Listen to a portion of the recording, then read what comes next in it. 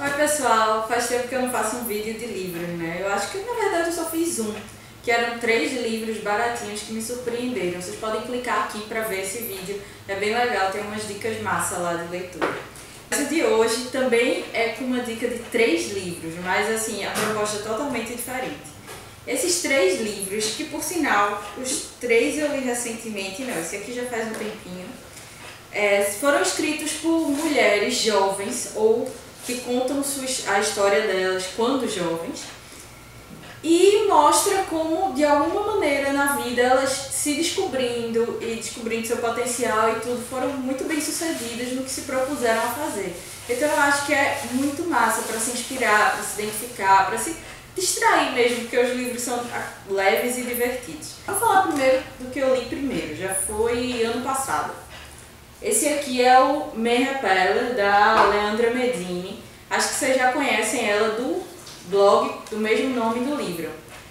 Ela lançou o livro na gringa, assim, o lançamento original em inglês, e eu acho que com poucos meses ele chegou ao Brasil. Só que a versão da editora Novas Ideias, que é quem trouxe a história para o Brasil, tem uma capa muito feia, assim. Eles quiseram fazer uma capa meio chiclete. E não tem muito apuro no design, né? E a capa original é bem bonita, uma foto linda dela, assim, e bem diagramada. Enfim, a capa é bonita e a capa nacional é meio feiosa. No livro, Leandra, que por sinal escreve muito bem, é muito espirituosa, quem lê o blog já sabe, conta as histórias dela, assim, desde criança, desde o primeiro dia de aula. E tudo está muito ligado ao que ela estava vestindo na obra. O vestido que ela usou quando criança na escola e fez com que ela descobrisse certas coisas. Ou a bolsa que ela usou numa viagem, uma bolsa que ela ganhou da avó e que depois fez com que ela descobrisse várias coisas. Ou até roupas que fizeram com que ela se descobrisse o potencial dela, descobrisse a autoestima. O livro mostra como ela conseguiu ser tranquila em relação à própria imagem, mesmo estando totalmente fora de padrões e procurando estar fora dos padrões. Então eu acho que se você tem uma dificuldade de se enquadrar, ou você não quer mesmo se enquadrar, que é o ideal, eu não queria ficar se enquadrando em tudo que dizem que é para você se enquadrar por aí, por favor.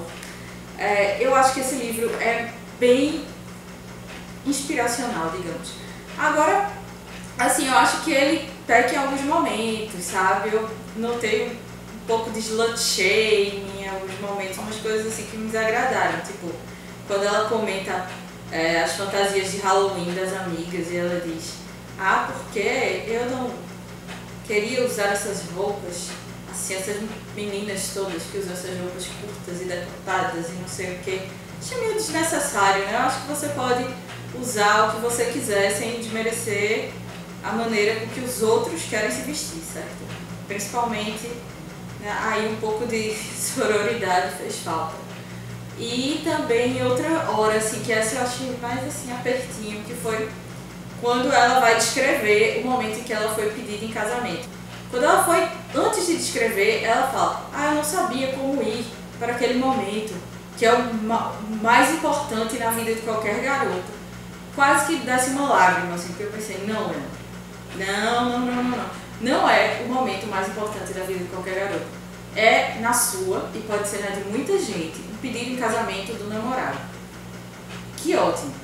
Mas tem outras mulheres, muitas outras no mundo, que o momento mais importante da vida delas é quando elas vão passar no doutorado, quando elas vão conseguir terminar a faculdade, ou quando elas vão ter um filho, ou viajar para o exterior, ou pedir o namorado em casamento, ou pedir a namorada em casamento. Enfim, existem muitas maneiras de ter o momento mais importante da sua vida. Então eu acho que, respeito muito que seja dela, mas eu achei meio errado que ela criasse essa generalização, né? Todas as mulheres sonham com o momento em que vão ser pedidas em casamento.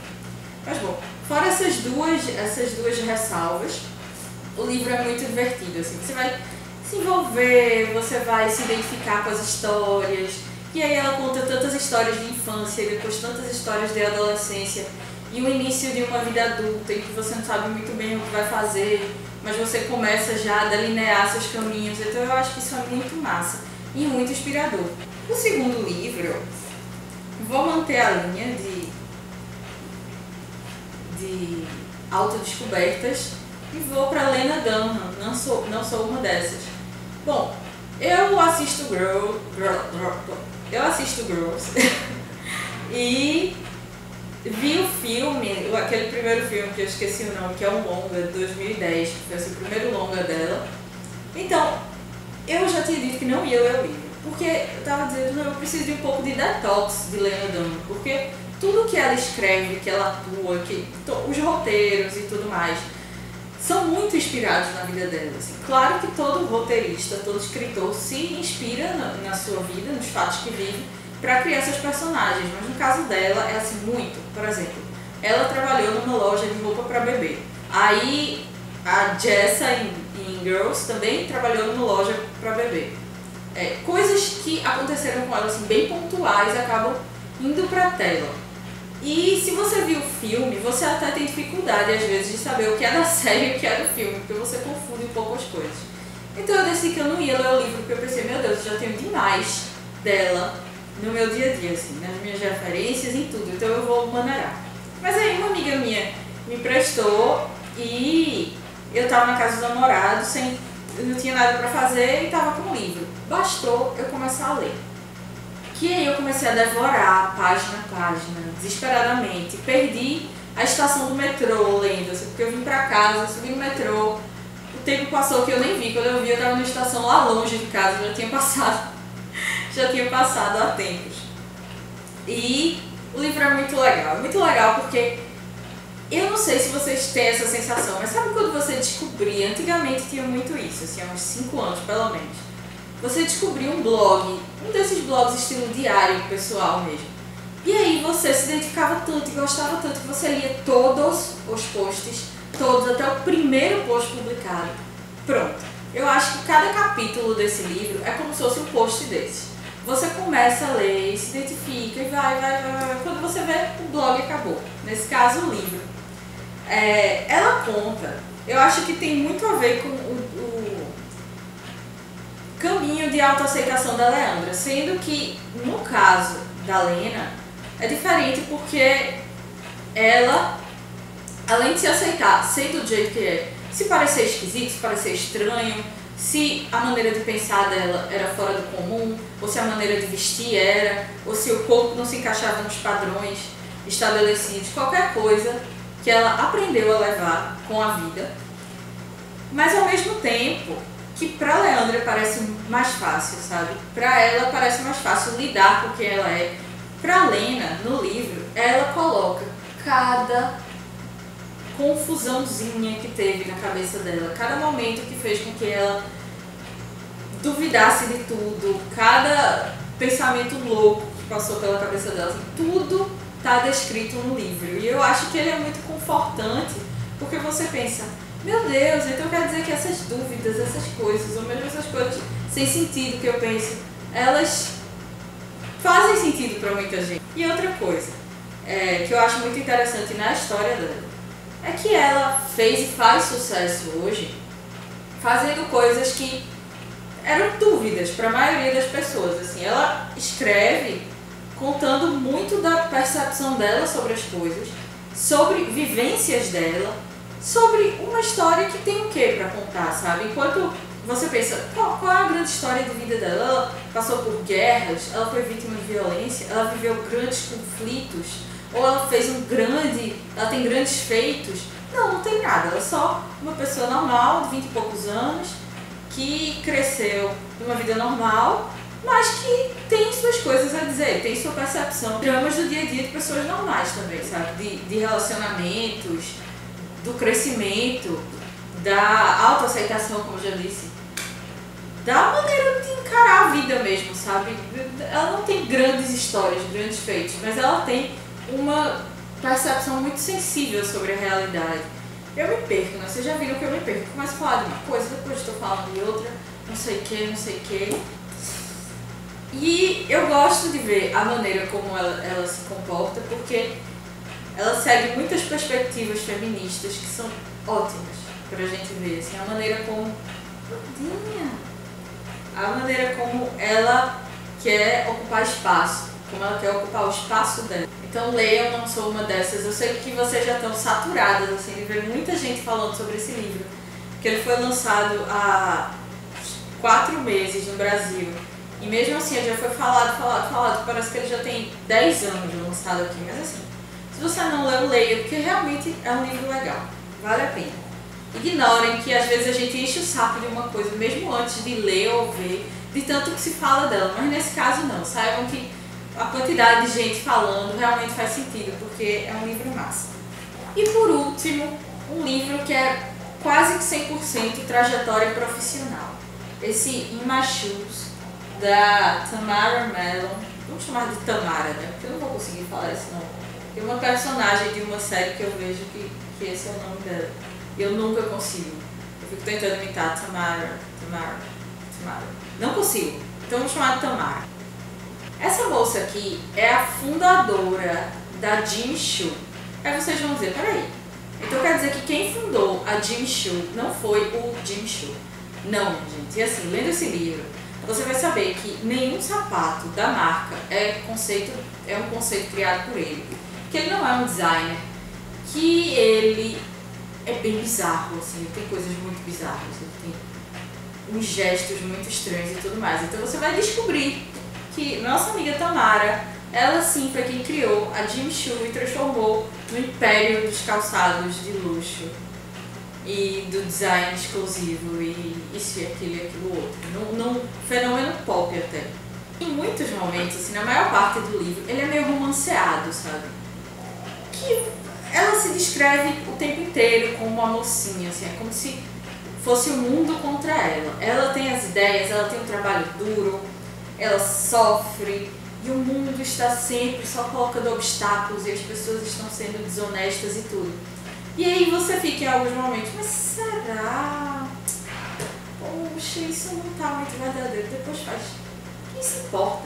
Ela é a heroína da história, eu vou torcer para ela. E aí, assim, com 10 páginas você já tá torcendo para ela e você já tá odiando todas as pessoas que ela fala mal no livro. Principalmente o Jimmy Choo, que depois some e aí chega outro odiável, enfim. Resumindo, qual é a história desse livro? Tamara era uma jovem muito rica e muito vida louca, que tinha um trabalho na Vogue, ela fazia styling de algumas matérias lá, principalmente de uma que ela conta. E chegou um momento em que ela teve que dar um jeito na vida, assim, ela foi pra reabilitação e saiu da reabilitação querendo fazer algum negócio, e aí ela teve a ideia de se juntar com um cara, um artesão de sapatos, que recebia muitas encomendas, assim, ele já tinha até aparecido na Vogue, e ele fazia sapatos sob medida, sempre em modelos clássicos. Ele tinha um apuro técnico muito grande, e por isso ele era muito procurado por senhoras ricas, assim, de Londres. Era Londres nessa época, agora eu já não me lembro, minha gente. Agora eu já não me lembro, mas enfim, ele era muito procurado. E aí ela teve a ideia de criar uma marca de sapatos com o nome dele, Jimmy Choo, e exportar. Não vender no país e principalmente exportar. Só que ela não contava com o fato de que ele não ia conseguir criar os sapatos e que ele ia ser uma pessoa extremamente resistente a esse trabalho. Mas, de todo modo, ela criou essa marca e ela teve um mentor, que foi o pai dela, que não entendia nada de sapatos, mas entendia de negócios e deu várias orientações a ela. E ela trabalhou feito uma condenada, dia e noite, em função de criar sapatos, de vender sapatos, de criar conceitos, de pensar em comunicação. Tudo da marca foi ela que fez. Assim, foi ela que iniciou. E é curioso você pensar que mesmo tendo uma marca de sapatos que já tem um hype absurdo, que aparece em Sex and the City, que é usada no Oscar, que já está em todas as revistas, ela trabalhava muito e ela ainda ganhava pouco, assim, ela ganhava 15 mil libras por ano, que dá pouco mais de 1000 libras por mês, e ela já era dona de uma das marcas de luxo mais importantes do momento, assim. Então você vê como, mesmo ela estando envolta em tanto glamour e aparecendo em festas, usando roupas maravilhosas e tudo, a vida dela era extremamente entupida de trabalho, e o que ela ganhava nem fazia jus ao esforço que ela fazia ainda. Claro que era um investimento a longo prazo, e a gente aprende muito lendo livros sobre trabalho investido em busca de retorno a longo prazo. Assim, é muito interessante ler isso. A gente também vai ver que existe muito machismo, como se a gente não soubesse. Mas assim, ela chega a ouvir de um investidor que ela ganha muito para uma mulher. Quando ela já está ganhando mais dinheiro, sabe? Que ele diz, mas para uma mulher você ganha muito. E ela fica em choque, assim. Eu acho que cada uma dessas moças aqui, dos livros Lena, Tamara e Leandra, tem muito para ensinar a gente sobre autoimagem, sobre a percepção do seu espaço no mundo e tudo mais. E sobre construir objetivos e correr atrás deles. Acho que é legal vocês lerem. Espero que vocês tenham gostado do vídeo. E se gostaram, curtam o vídeo, compartilhem aí com todo mundo. Assinem o canal, que cada vez que o canal cresce um pouquinho, eu fico numa alegria danada. Então é isso. Tchau, tchau e até o próximo.